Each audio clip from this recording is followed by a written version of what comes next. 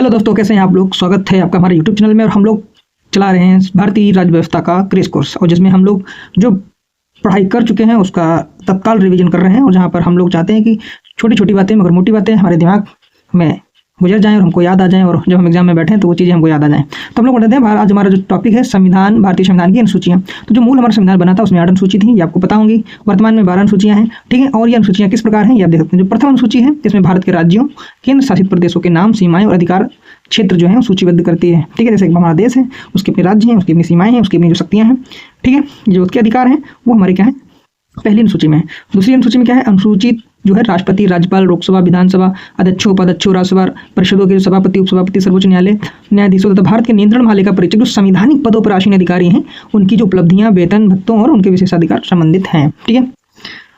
आगे हम लोग देख लेते हैं। जो तीसरी अनुसूची है इसमें क्या, चुनाव लड़ने के जो उम्मीदवार होते हैं, सांसद, विधायक, विधानमंडलों के सदस्य, संघ, राज्य मंत्री, सर्वोच्च न्यायालय, उच्च न्यायालयों के न्यायाधीशों के, जिनके अभी हमने देखा वेतन और उनके अधिकारों की बात की गई थी, भत्तों की। अब उन्हीं के जो है शपथ जो उनके हैं उनके बारे में बात की गई है, ठीक है। बस इसका इतना बात रखना। तो यहाँ पे जो है शपथ है और यहाँ पे उनके वेतन भत्ते हैं, ठीक है, दूसरी अनुसूची में। तो याद करने के लिए मोटा मोटा ध्यान रखिएगा। और वो कौन से पद हैं, जो संवैधानिक पद हैं, ठीक है। जैसे राष्ट्रपति हो गया, आपका उपाध्यक्ष हो गया, राज्यसभा के सभापति हो गए, ठीक है, इस तरीके से। चौथी जो हमारी अनुसूची है उसमें अनुसूची में राज्यसभा में प्रत्येक राज्य और केंद्र शासित प्रदेशों के लिए जो सीटों का आवंटन है, ठीक है। राज्यसभा जो हमारी बनाई है उसमें जो सीटों का आवंटन है वो किसमें है, हमारी चौथी अनुसूची में है। पांचवी अनुसूची में जो है अनुसूचित जाति हैं, जनजाति क्षेत्र हैं, इनके प्रशासन नियंत्रण से संबंधित है। अभी मैं देखो आपको रिकॉल भी करवा दूंगा, ठीक है। तो तभी तक हमने जो अनुसूची पढ़ ली, पहली जो अनुसूची थी जैसे भारत एक राज्य, उसके जो केंद्र शासित प्रदेश है उसके बारे में, उसकी सीमा के बारे में, ठीक है। फिर हमने दूसरे में पढ़ा कि जो हमारे राष्ट्रपति हैं, लोकसभा अध्यक्ष हैं, उपाध्यक्ष हैं, ठीक, महालेखा परीक्षक हैं, ठीक है, इन लोगों के जो वेतन भत्ते उनके बारे में जानकारी है, ठीक है।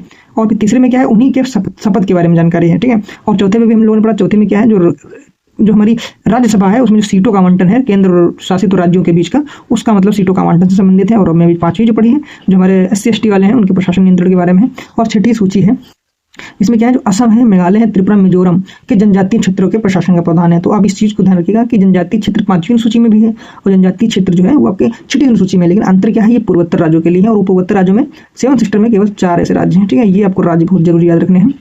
अरे आप पढ़े होंगे तो भाई देखो, बेसिक आप शुरू पढ़ने आ रहे होंगे तो आपको नहीं समझ में आएगा, ठीक है। और यदि आप पढ़े हुए हैं, आप चाहते हैं कि जल्दी से हो जाए तो ये बेस्ट है, ठीक है।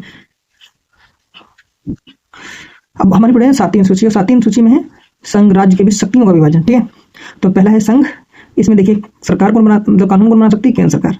पहले विषय जो थे 97 थे, लेकिन अब कितने हो गए, 100 यानी 3+ हो गए, ठीक है। राज्य सूची में कानून राज्य सरकारें बना सकती है, पहले 66 थे और अब जो है वो 61 रहेगा, यानी 5 माइनस हो गए, ठीक है। ऐसे आपको याद रहेगा। विशेष परिस्थितियों में संसद जो है वो राज्य सूची पर भी कानून बना सकती है, ठीक है। और समवर्ती सूची है, संघ और राज्य दोनों सरकारें बना सकती हैं, लेकिन यदि दोनों में झगड़ा होता है तो केंद्र का ज्यादा माना जाएगा, ठीक है। तो इसमें 47 विषय थे और ये बढ़ के कितने हो गए, इसमें 5+ हो गए, ठीक है। तो हम क्या देखेंगे, 3 जुड़े, 5 घटे और समवर्ती सूची में 5 जोड़ दिए गए, ठीक है। अब हम लोग पढ़ लेते हैं 8वीं सूची। संविधान द्वारा जो मान्यता प्राप्त भाषा है, भाषा किसमें है, 14 भाषाएं थी मूल, और अब कितनी हो गई, 22, ठीक है। तो कितनी बढ़ गई आप देख लीजिए, तो 8 भाषाएं बढ़ गई, ठीक है।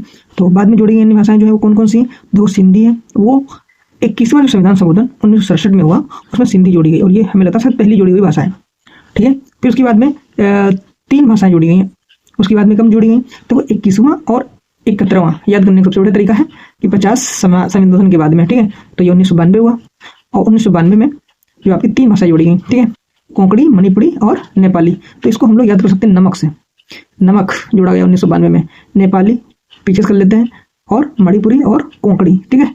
तो पीछे कर लेते हैं और इसको क्या कहते हैं, कमन कोई नाम नहीं होता है यार, ठीक है। तो नमक याद रखेंगे, ठीक है। और उसके बाद में 4 जोड़ी गई 2003 में 92 संविधान संशोधन, यानी कि लगभग फिर 19 साल बाद। तो वो बोडो, हम लोग बोडो से याद रखेंगे, बोडो मास हम लोग पढ़ते ना, बोडो मास, ठीक है, ब्रेडमैन और MS, ठीक है, बोडो मास याद रखते हैं, ठीक। बोडो, डोंगरी और मैथिली और संथाली, तो वो पहली और 3 ये 4, और उसके बाद में 4 ये। तो मुझे लगता है आपको याद हो गया, 21वां संविधान संशोधन, 71वां एक संविधान संशोधन और आपका 52वां संविधान संशोधन। तो 1967, 1992 और 2003।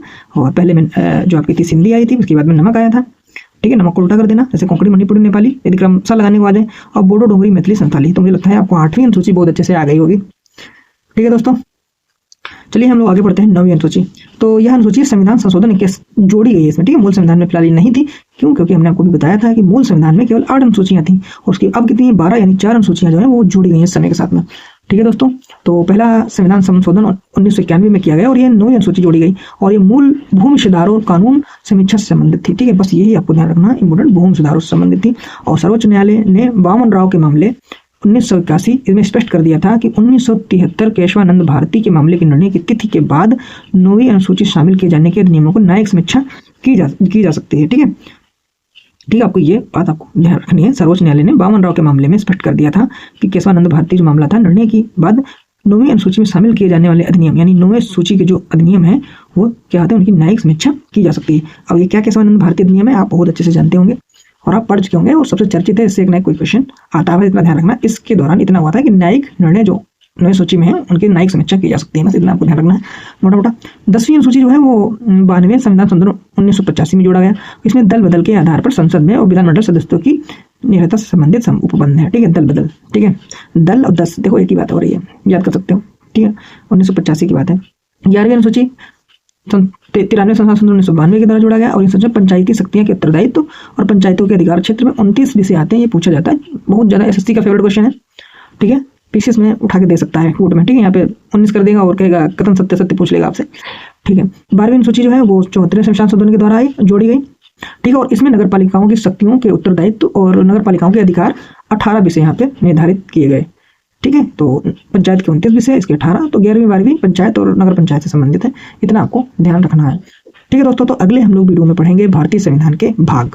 तो दोस्तों ये वीडियो जो है वो केवल क्रैश कोर्स है, केवल आपने जो पढ़ा हुआ है, जो याद किया हुआ वो आपके दिमाग में एक बार रिकॉल हो जाए, आपके दिमाग में वो चीज़ बैठ जाए। कई बार होता है ना कि हम जो कुछ पढ़ते हैं वो 2-3 बात भूल जाते हैं, ठीक है। और पढ़ने में जो होता है समय बहुत ज़्यादा लगता है और वीडियो देखने में समय ज़्यादा नहीं लगता है। तो मैंने इस वीडियो की रूपरेखा इतनी छोटे वीडियो बना के इतनी जल्दी बनाई है कि 9 मिनट में यदि आप 12 अनुसूची रिवाइज करना चाहेंगे तो इसको प्ले मोड में लगा देंगे तो 4.5 मिनट में मैं आपको बता दे रहा हूँ। सेकंड स्पीड कर लेंगे, सेकंड स्पीड में तो ये आपका 5 मिनट में मैं गारंटी लेता हूँ कि आप 12 अनुसूची आपके दिमाग में होंगे, ठीक है। वो सब बातें जो मैंने अभी आपको बता दी। तो दोस्तों नेक्स्ट वीडियो में हम मिलते हैं भारतीय संविधान के भाग के साथ।